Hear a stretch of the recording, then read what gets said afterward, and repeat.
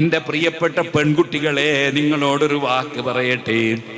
സുബ്ഹാനല്ലാഹ്, എൻ്റെ ഈ ഫോണ് തുറന്നാൽ അതിൽ വാട്സപ്പിൽ നിങ്ങൾക്ക് ആർക്കും കാണാൻ കഴിയും ഒരു ചിത്രം. ആ ക്ലിപ്പ് ഞാൻ കണ്ടപ്പോൾ, അത് കണ്ടത് ഞാൻ UAE-യിൽ നിന്നാണ്. അത് കണ്ടപ്പോൾ എനിക്ക് ഉറക്കം വന്നില്ല. എന്താണ് കാരണം? ഒരു പാവപ്പെട്ട പെൺകുട്ടിയെ ഒരു ചെറുപ്പക്കാരൻ ഇടിക്കുകയാണ്, തലക്കും മുഖത്തുമൊക്കെ ഇടിക്കുകയാണ്. ഇടി ഇങ്ങനെ ശക്തിപ്പെട്ടുകൊണ്ടിരിക്കുന്നു.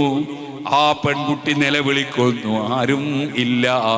സുബ്ഹാനല്ലാഹ്. പിന്നെയോ ആ ചെറുപ്പക്കാരൻ ആ പെൺകുട്ടിയുടെ മുഖത്തും അതേപോലെ തലയിലുമൊക്കെ ഇങ്ങനെ ഊന്നിക്കൊണ്ടിരിക്കുകയാണ്.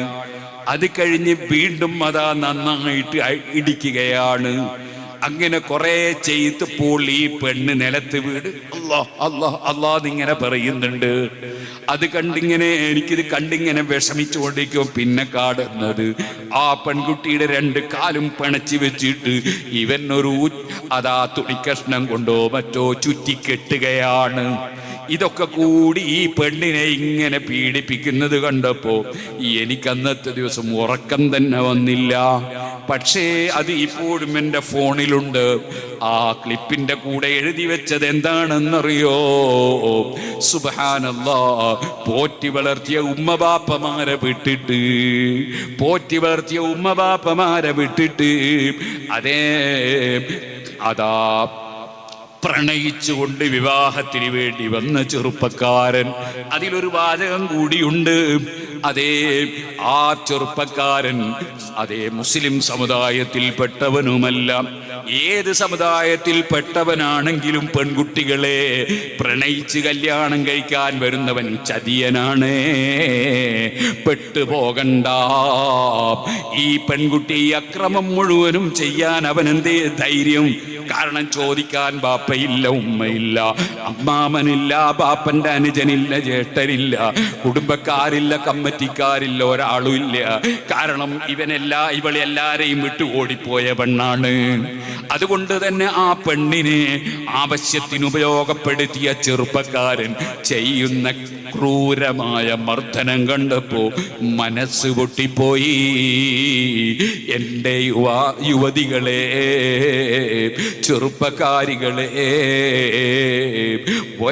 വയൻഹാനിൽ ഫഹ്ശാഇ വൽ മുൻകർ, 10-25 കൊല്ലം തീറ്റിപ്പോറ്റിയ ബാപ്പ, എല്ലാ ചികിത്സയും തന്ന ബാപ്പ, ആശുപത്രിയിൽ വെച്ച് കൊതുവിന്റെ കടി കൊണ്ട് ഉറക്കമൊഴിച്ചുകൊണ്ട് കാവല് നിന്ന ബാപ്പയും ഉമ്മയും. സുബ്ഹാനല്ലാഹ്. വയറ്റിലിട്ട് പോറ്റിയ ഉമ്മ, അതേപോലെ തന്നെ മടിയിലിട്ട് പോറ്റിയ ഉമ്മ. ഭക്ഷണം കഴിച്ചുകൊണ്ടിരിക്കുമ്പോൾ അവരെ മടിയിൽ മലമൂത്ര വിസർജനം നടത്തിയിട്ട് പോലും വെറുപ്പില്ലാതെ കവിളത്ത് ഉമ്മ തന്ന ഉമ്മ, പിന്നെയും പിന്നെയും ചുംബിച്ച ഉമ്മ. ആ ഉമ്മ എൻ്റെ മകളുടെ ഒരു നല്ല വിവാഹം സന്തോഷത്തോടെ കഴിയണമെന്ന് മനസ്സിൽ സ്വപ്നം കണ്ട് ജീവിക്കുമ്പോ, അതേപോലെ ഈ ബാപ്പയും അങ്ങനെ ചിന്തിക്കുമ്പോ അവര് നല്ല വിവാഹാലോചന നടത്തിയതോ അവരെ നിശ്ചയിച്ചതോ ഉണ്ടായിരിക്കെ ഏതോ ഒരു ദിവസം ടെലിഫോൺ നമ്പർ കൈമാറിയിട്ട് ഒന്ന് മുഖത്ത് നോക്കി പുഞ്ചിരിച്ച് നിന്നെ സോപ്പിട്ട് കയ്യിലാക്കിയ ഏതോ ചെറുപ്പക്കാരന്റെ പിന്നാലെ നീ ബാപ്പ ഉമ്മയെ വിട്ടു ഓടിപ്പോയാൽ, കുടുംബത്തെ വിട്ടു ഓടിപ്പോയാൽ, നാട്ടിലെ കാരണവന്മാരെ വിട്ടു ഓടിപ്പോയാൽ നിനക്ക് ശേഷം വരുന്ന ഗതികേട് എന്താണെന്ന് പറയാനൊക്കുമോ പെണ്ണേ?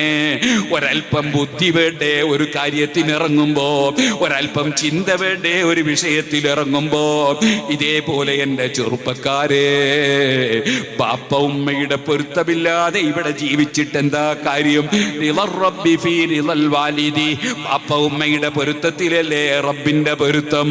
ആ ബാപ്പയും ഉമ്മയും ഒക്കെ സന്തോഷത്തോടെ അവരുടെ കുടുംബത്തോട്, തറവാട്ടിനോട് യോജിച്ചൊരു പെൺകുട്ടിയെ എൻ്റെ മകനെ കൊണ്ട് വിവാഹം കഴിപ്പിച്ച് ആ നിക്കാഹിൽ എനിക്കൊന്നവിടെ നിൽക്കണം, അതിലെൻ്റെ പുതിയാപ്പിളമാരെ ക്ഷണിക്കണം, എൻ്റെ നാട്ടുകാരെ വിളിക്കണം, ഞാൻ ബഹുമാനിക്കുന്ന പണ്ഡിതന്മാരെയും തങ്ങന്മാരെയും ഒക്കെ വിളിക്കണം, എൻ്റെ മകനെ കൊണ്ട് എനിക്കൊരു നല്ല സന്തോഷമുണ്ടാകണം എന്ന് ചിന്തിച്ച് പോറ്റി വളർത്തിയ ബാപ്പയോട് നിങ്ങൾ നോക്കണ്ട, അതൊക്കെ ഞാൻ തീരുമാനിച്ചിട്ടുണ്ടെന്ന് പറഞ്ഞ് അതാ ബാപ്പയെയും ഉമ്മയും സങ്കടത്തിലാക്കി വിവാഹം കഴിക്കുന്നവർ എന്ത് വിവാഹമാണോ നീ കഴിക്കുന്നത്? ബാപ്പ ഉമ്മയെ പരിഗണിക്കാതെ, അവരെ പൊരുത്തമില്ലാതെ, അവർക്ക് സന്തോഷം കൊടുക്കുന്നതിന് പകരം കുടുംബത്തെ മുഴുവനും ദുഃഖത്തിലാഴ്ത്തി. നിന്റെ പെങ്ങൾക്ക് ദുഃഖം, നിന്റെ ഉമ്മാക്ക് ദുഃഖം, ഉമ്മാന്റെ ചേട്ടത്തിയും അനുജത്തിക്കും ദുഃഖം, ബാപ്പക്കും അനുജനും ചേട്ടനും അമ്മാമനും ദുഃഖം. ഇങ്ങനെയാണോ ചെറുപ്പക്കാരാ നീ വളരേണ്ടത്? അല്ല, അവരുടെയൊക്കെ ഒരു പൊരുത്തത്തോടെയാണോ? ഇതൊക്കെ നമുക്കൊന്ന് ചിന്തിച്ചുകൂടെ? റബ്ബ് വിരോധിച്ചിരിക്കുന്നു. ഇതൊക്കെ വലിയ വഷളായ തെറ്റാണ്.